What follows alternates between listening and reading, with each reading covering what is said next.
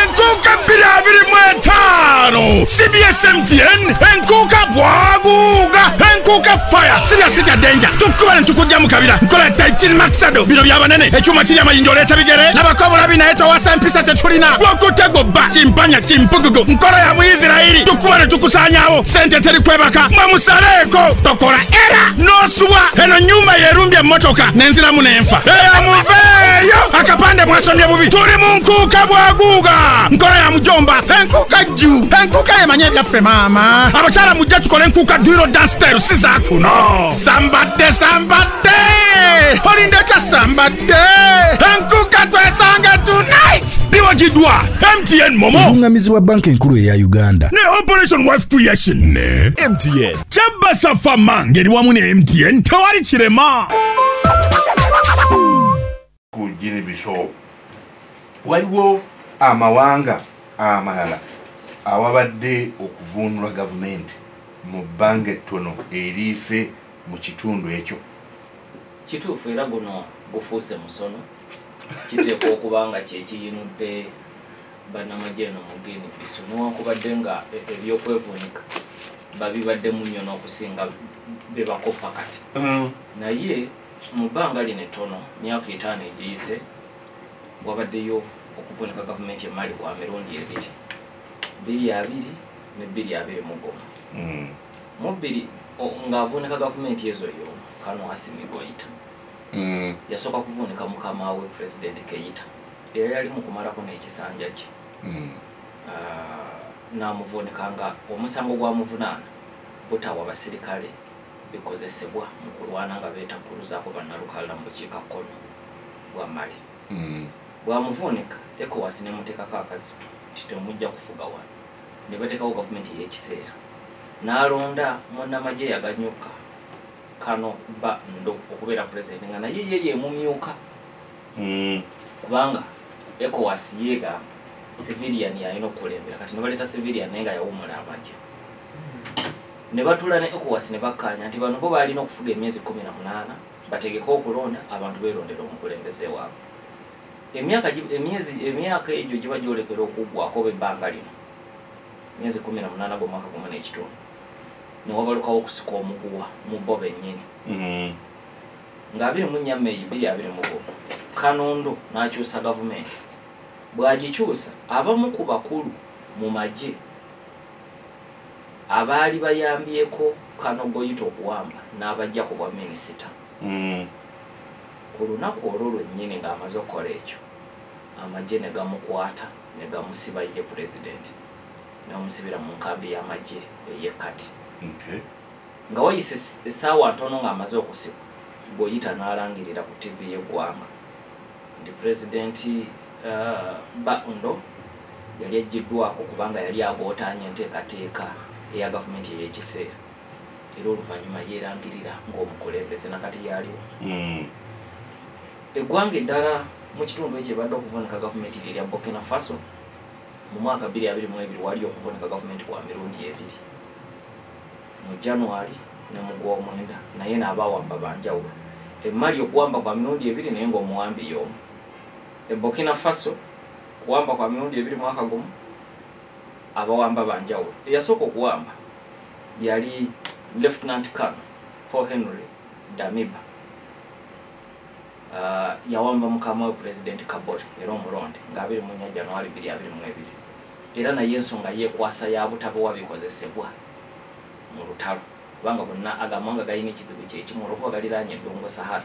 gayina ekizibu ky'amaanyi eky'abannalukala manga no Burkina Faso Mali Niger ebizibu byabwe bifaanagana kyali n'awalala kakati awamba bw'awamba ate embeera yeeyongera kwonooneka eyo yennyini bannalukala ate ne bongera okusalako ebitundu bye bafuga nga 3 September 2022 Captain Ibrahim Traore yali aweze emyaka 34 mu kiseera ekyo naye n'avuunika mukama we ensonga ze yawaza ezimu bannalukala bakolemye okutudumira obulungi okubalwanyisa ECOWAS ne muteekako akazito n'asooka asuubiza okulonda bwe yamala okutebenkera mu ntebe byonna n'abigoba meeyi w'omwaka oguwedde bwe yalangirira mu butongole kati ejja bafuga emyaka 5 nga tewali kulonda bwe ginaamala okuggwako ate alyoka alaba ekiddako. Mu ggwanga erya Niger mu Julayi wa 2023 President Muhammad Bazoum yawambibwa General Abdurrahman Chiani era naye n'amufundikira nga yeerangiridde kuba president. Mu ggwanga eddala ery'okumuliraano eggwanga erya Guinea Conakry gye twogerako olwale badde Guinea Bissau kati eno Guinea Conakry nga 24 Septemba 2021 President Alpha Conde yawambibwa Kano Mamadi Doumbouya naye kati yeerangirira dda ku bwa jeno mu kiseera ekyo yali aweza emyaka 41 egy'obukulu era yali aduumira ekibinja ekikumu omukulembeze w'eggwanga ekya Special Forces Unit. Yali amukuzizza nga musajja we w'oku lusegere naye yamwefuulira n'awamba. Doumbouya ono yasooka kusuubiza nti agenda kutegeka okulonda ye tagenda kukwetabamu. Ku nkomerero byonna yabikyusizza yakutegese kwa mwezi guno naye mwali mu lwokaano ate abanene bonna ekisooka yateekawo omudidi gw'ensimbi nga mungi nnyo muntu z'alina okusasula okwewandiisa. Ekirala baalaba nga bayinza okuba ab'amaanyi n'abajja mu lwokaano. So ekyamazima tewali kubuusabuusa akalulu ako Mamadi Doumbouya agenda kukawangula. Naye wali ampuliriza kyesikunyonyodde ku ggwanga erya Burkina Faso Kano Damiba bw'awamba January wa 2022 yasuubiza okulwanyisa bannalukalala kubanga mukama we baali bamulema ng'amagye tagawa byetaagisa. Naye ebbanga ettono lyeyafugira ate embeera yeyongera ku bambi bannalukalala ne beeyongera okukkirira. Captain Traore n'amuwamba ng'awadde ensonga y'emu. Naye ebbanga lyafugidde nakati okubanga yagambye wakubafuga okuba nkugambye meeyi w'omwaka ogwedde yalangirira wakubawuubayo kati emyaka 5 okuva Meeyi 2024 nga tewali kalulu. Naye ekyamuleeta kye yeesibako ate kyongedde kwonooneka kuba olwaleero mu ggwanga eryo bannalukalala batwalako ebitundu ebisoba 40 ku buli 100 eby'ensi bye bafuga nga gavumenti terinnyayo. Naye nga ku ntandikwa ne mukama we ye bwe yawamba Damiba bwe yali awamba y'ensonga gye yawa. Kati ekyo ne kikulaga nti oba oli awo kiri baakikozesa bukozesa bw'okutuuka ku buyinza bonna bwe baali baagala. Kakati bw'ova mu West Africa naye ng'era togenze wala ku muliraano mu Central Africa olinayo ensi eya Gabon. Mu Gabon enju ya enju ya Bongo Omar Bongo omugenzi yali yefuze ensi eyo okumala emyaka 56. Taata yafiira mu ntebe mutabani we Ali Bongo Ondimba n'amusikira. Bw'amusikira naye n'afuga n'omukono gwa kyuma. Kakati August ya 3 2023 n'awambibwa Brigadier General Brice Oligui Nguema yali aduumira eggye erikumu omukulembeze w'eggwanga. Bwe weetegereza abasinze okuvuunika zi gavumenti okuviira ddala gye tutandikidde mu Guinea Bissau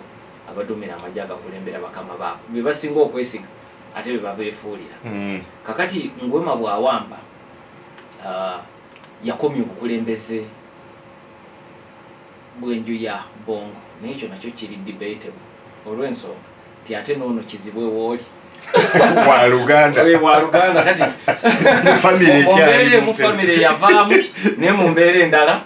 famire ekyalimu. Kakati Ali Bongo yasooka kusibwa ne mukyala we ne mutabani we. Oluvannyuma African Union neyingira mu nsonga zino n'omukago ogutwala amawanga mu Central Africa n'ayimbulwa ne mukazi we n'omwana ne bagenda ebweru. Nojjukira wikibiri ze tukubyamu bega twakola program nga omukyala n'omwana bawadde ebibonereza ebikakale ne balagira n'okuwa ensimbi empitirivu naye tebaliwo. Misango babavunaana tebaliwo n'okubasala babasalira tebaliwo naye ogumu ku musango gye basinga okuvunaana omwana nti kitaawe bwe yafuna okusanyalala kw'omubiri n'anafuwa ne mu bwongo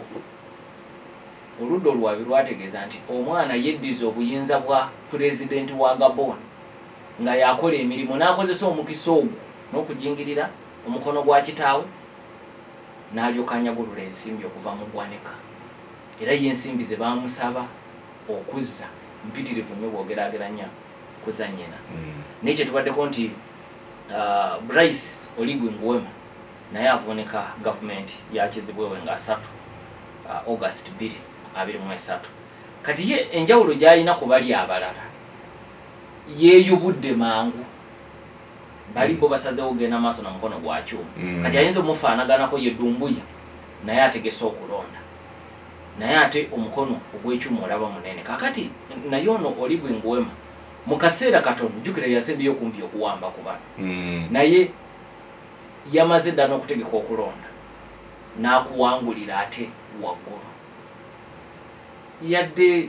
mwabaddemu ebirumiro ebitonotono naye bw'omugeraageranya ku bali bonna ate ye wanjawulo era ye ne mu mukago ogutwala amawanga mu masekati ga Africa eggwanga lye baaliza ne mu mukago gwa African Union eggwanga lye baaliza kubanga yeeyubula mangu abantu ne beesalirawo mu kalulu okumulonda kakati Dumbuya ow'e Guinea Conakry naye kyagoba bali abalala benjogeddeko ow'e Niger ow'e Burkina Faso n'ow'e Mali baate basalawo okukwata kkubo ddala tebakyayagala nnyo kuddamu ECOWAS African Union nayo tekyabalumya nnyo mutwe basazeewo okuteetera naggwanga lya Russia era bwe batambula mu nkola yaabwe y'ebintu beekutulidde ddala ku mawanga g'e Bulaaya naddala Bufalansa eyabafugako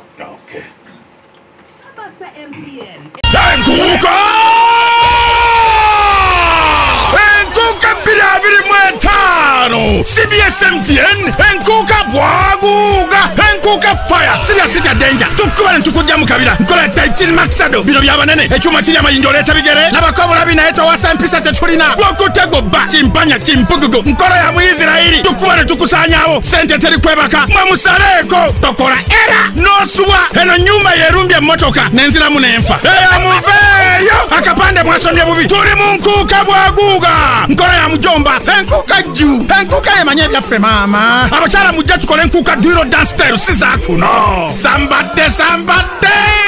olindeka sambadde